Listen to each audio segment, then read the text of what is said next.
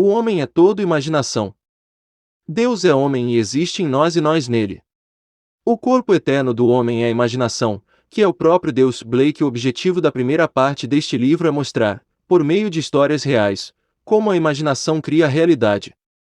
A ciência progride através de hipóteses testadas provisoriamente e depois aceitas ou rejeitadas com base nos fatos da experiência. A afirmação de que a imaginação cria a realidade não precisa de mais consideração do que a ciência permite. Prova-se na execução. O mundo em que vivemos é um mundo de imaginação. Na verdade, a própria vida é uma atividade da imaginação. O professor Morrison, da Universidade de St. Andrews, escreveu, para Blake, o mundo se origina de uma atividade divina idêntica ao que conhecemos como atividade da imaginação. Sua tarefa é abrir os olhos imortais do homem para dentro dos mundos do pensamento, para a eternidade, sempre se expandindo no seio de Deus, a imaginação humana. Nada aparece ou continua a existir por um poder próprio. Os eventos acontecem porque atividades imaginativas relativamente estáveis os criaram, e eles continuam a existir apenas enquanto recebem tal apoio. Douglas Fawcett escreve: o segredo da imaginação é o maior de todos os problemas, cuja solução o místico aspira.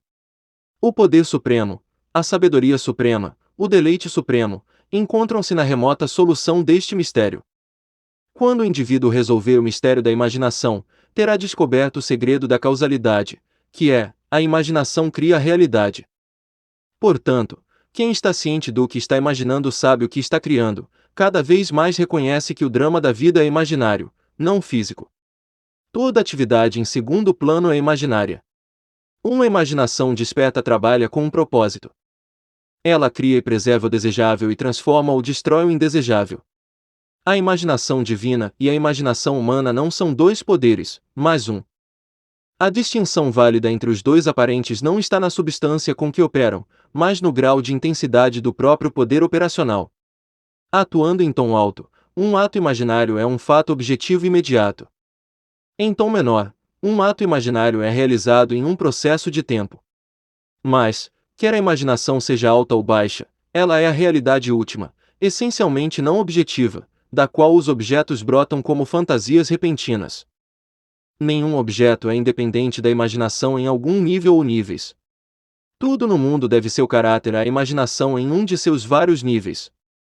Fichte escreve: a realidade objetiva é produzida exclusivamente através da imaginação. Os objetos parecem tão independentes de nossa percepção deles que tendemos a esquecer que eles devem sua origem à imaginação. O mundo em que vivemos é um mundo de imaginação, e o indivíduo, por meio de suas atividades imaginárias, cria as realidades e circunstâncias da vida. Isso ele faz consciente ou inconscientemente. As pessoas prestam muito pouca atenção a este dom inestimável, a imaginação humana, e um dom é praticamente inexistente a menos que haja uma posse consciente dele e uma vontade de usá-lo. Todos possuem o poder de criar a realidade, mas quando não exercido conscientemente, esse poder dorme como se estivesse morto. As pessoas vivem no próprio coração da criação a imaginação humana, mas não são as mais sábias do que acontece lá. O futuro não será fundamentalmente diferente das atividades imaginadas do indivíduo, portanto, ele é o mestre de seu destino que pode convocar à vontade qualquer atividade imaginária que desejar e para quem as visões de sua imaginação são tão reais quanto as formas da natureza. O futuro é a atividade imaginária em sua marcha criativa. A imaginação é o poder criativo não apenas do poeta, do artista, do ator e do orador, mas também do cientista, do inventor, do comerciante e do artesão. Seu mau uso na criação desenfreada de imagens desagradáveis é óbvio, mas seu mau uso na repressão indevida gera uma esterilidade que rouba ao indivíduo a verdadeira riqueza da experiência. Imaginar novas soluções para problemas cada vez mais complexos é muito mais nobre do que fugir dos problemas. A vida é a solução contínua de um problema continuamente artificial. A imaginação cria eventos. O mundo, criado a partir da imaginação das pessoas, compreende inúmeras crenças conflitantes, portanto, nunca pode haver um estado perfeitamente estável ou estático. Os eventos de hoje são obrigados a perturbar a ordem estabelecida ontem. Homens e mulheres imaginativos invariavelmente perturbam uma paz de espírito pré-existente.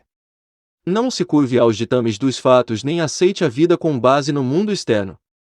Afirme a supremacia de seus atos imaginários sobre os fatos e coloque todas as coisas em sujeição a eles. Agarre-se ao seu ideal em sua imaginação. Nada pode tirá-lo de você, exceto sua incapacidade de persistir em imaginar o ideal realizado. Imagine apenas os estados que são valiosos ou promissores. Tentar mudar as circunstâncias antes de mudar sua atividade imaginária é lutar contra a própria natureza das coisas.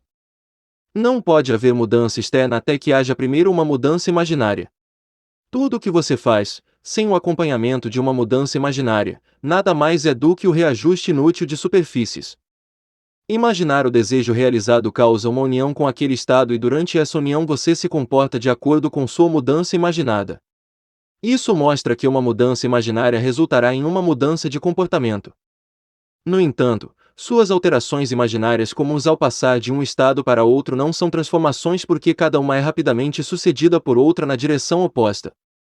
Mas quando um estado se torna tão estável a ponto de se tornar seu estado de espírito constante, sua atitude habitual. Como você faz? Autoabandono.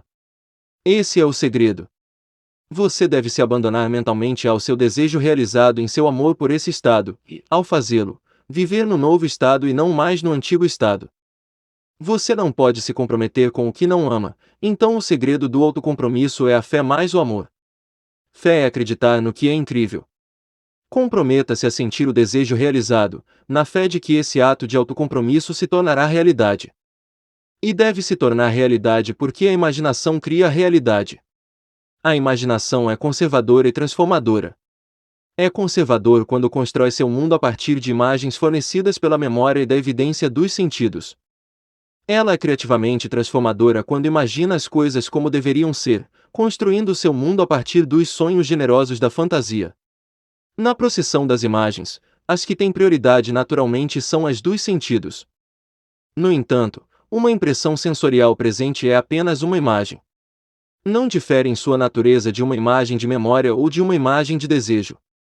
O que torna uma impressão sensorial presente tão objetivamente real é a imaginação do indivíduo agindo sobre ela e pensando a partir dela, ao passo que, em uma imagem de memória ou em um desejo, a imaginação do indivíduo não está trabalhando nela ou pensando a partir dela, mas está trabalhando a partir dela e pensando sobre ela. Se você inserisse a imagem em sua imaginação, saberia o que é ser criativamente transformador, realizaria seu desejo e seria feliz. Cada imagem pode ser incorporada. Mas a menos que você mesmo entre na imagem e pense a partir dela, ela não poderá nascer. Portanto, é o cúmulo da tolice esperar que o desejo se torne realidade pela mera passagem do tempo. Aquilo que requer ocupação imaginativa para produzir seu efeito obviamente não pode ser efetuado sem tal ocupação. Você não pode estar em uma imagem e não sofrer as consequências de não estar em outra. A imaginação é uma sensação espiritual. Entre na imagem do desejo realizado, depois dele vivacidade sensorial e os tons da realidade, agindo mentalmente como faria se já fosse um fato físico. Agora, isso é o que quero dizer com sensação espiritual. Imagine que você está segurando uma rosa na mão. Cheire isso. Você identifica o cheiro das rosas. Bem, se a rosa não está lá, por que sua fragrância está no ar? Através da sensação espiritual, isto é, através da visão imaginária, do som, do olfato, do paladar e do tato, você pode dar vivacidade sensorial à imagem. Se você fizer isso, todas as coisas conspirarão para ajudar na sua colheita, refletindo, você verá quão sutis foram os fios que o levaram ao seu objetivo. Você nunca poderia ter inventado os meios que sua atividade imaginária empregou para se realizar. Se você deseja escapar de sua atual fixação dos sentidos, transformar sua vida atual no sonho do que poderia ser, você precisa imaginar que já é o que deseja ser e sentir o que esperaria sentir nessas circunstâncias. Como as fantasias de uma criança que está refazendo o mundo de acordo com seu próprio coração, crie seu mundo a partir de sonhos de pura fantasia. Mentalmente entre em seu sonho, mentalmente, ele faz o que você realmente faria se fosse fisicamente verdade. Você descobrirá que os sonhos não são realizados pelos ricos, mas pelos imaginativos.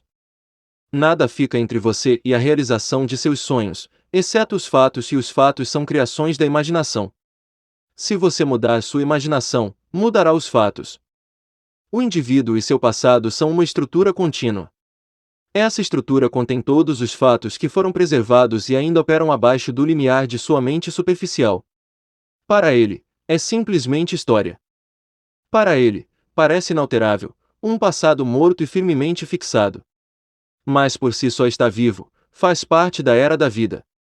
Ele não pode deixar para trás os erros do passado, porque nada desaparece. Tudo o que foi ainda existe. O passado ainda existe e continua a dar seus resultados. O indivíduo deve retroceder na memória, buscar e destruir as causas do mal, por mais distantes que sejam. Essa volta ao passado e na imaginação reproduzindo uma cena do passado como deveria ter sido feito da primeira vez, chamo de revisão, e revisão resulta em reversão. Mudar sua vida significa mudar o passado. As causas de qualquer mal presente são as cenas não revisadas do passado. O passado e o presente formam a estrutura completa do indivíduo, eles carregam todo o seu conteúdo com eles. Qualquer alteração de conteúdo resultará em uma alteração no presente e no futuro. Viva nobremente, para que a mente possa armazenar um passado digno de ser lembrado. Se você não fizer isso, lembre-se de que o primeiro ato de correção ou cura é sempre verificar. Se o passado é recriado no presente, também o passado revisado será recriado no presente, ou a declaração, ainda que seus pecados sejam como escarlate, serão brancos como a neve. Isaías 1 versículo 18. Espero que tenham gostado do vídeo de hoje. Deixem seus comentários. Curtam, compartilhem com familiares e amigos. Se não for inscrito, inscreva-se para me ajudar a fazer o canal crescer. Muito obrigada! Deus abençoe a sua vida.